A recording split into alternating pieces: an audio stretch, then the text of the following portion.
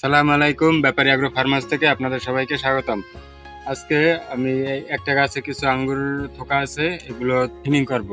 কিভাবে থিনিং করতে হয় সেটা দেখাবো। আর এগুলো পাখিতে এই যে একটু কয়েকটা ঠোকর দিয়ে দাগ বসিয়ে দিছে, এইটা পাখিতে যেন না কোনো ক্ষতি করতে পারে, এজন্য এই টিস্যু ব্যাগগুলো ব্যবহার করব। আর থিনিং করার জন্য এই যে একটার ভিতরে আর একটা ঢুকে আছে, এটা ছাঁটাই করে দিতে হবে। এগুলো বাস না করলে কাজ হবে না, এগুলো এরকমের সুন্দর করে ছাঁটাই করে দিতে হবে যেন সবগুলো সুন্দরভাবে বাড়তে পারে।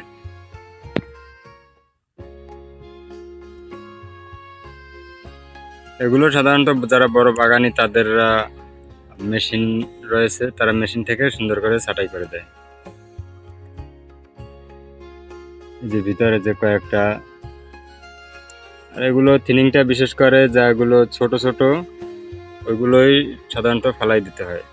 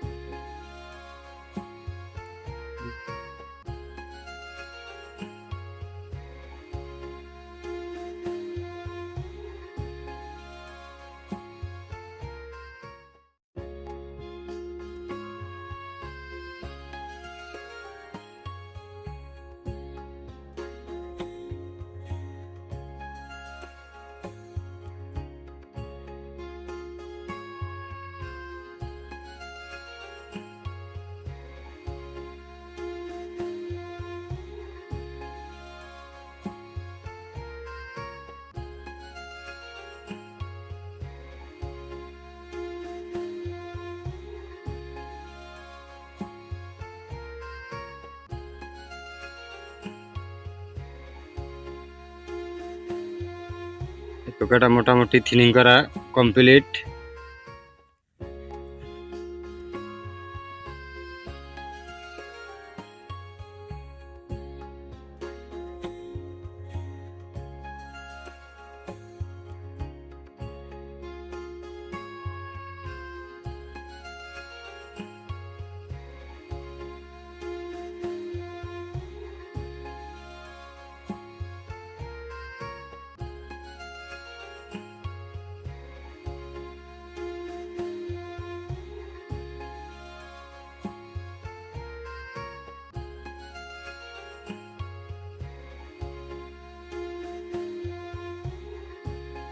এই যে এখন এখানে যে আঙ্গুরগুলো আছে এগুলো স্বাভাবিকভাবে একটু মোটামুটি ফাঁকা ফাঁকাই রয়েছে, এখন এগুলো খুবই সুন্দরে বেড়ে উঠবে। এই যে সবগুলো আঙ্গুর একদম ফাঁকা ফাঁকা আছে।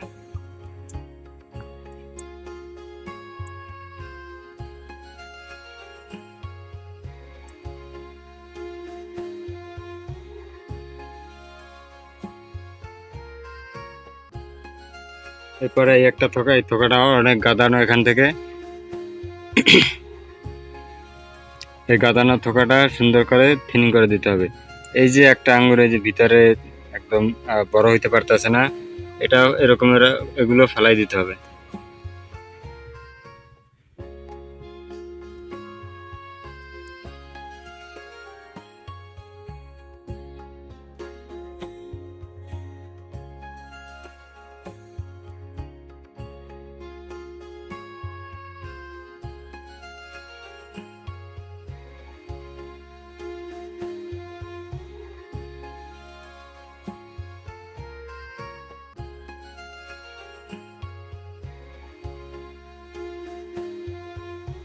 Temperature is too high.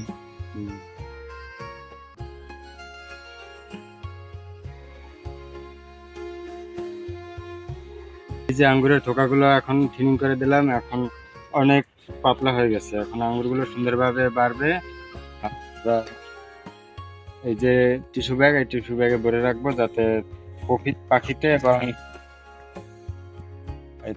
এবং অন্য কোনো পোকামাকড়ে যেন ক্ষতি না করতে পারে, এরকম থাকবে। ঠিক আছে, আপনাদের যাদের 2-1টা গাছ আছে তারা এইভাবে পরিচর্যা করতে পারেন। আপনাদের সবাইকে অসংখ্য ধন্যবাদ।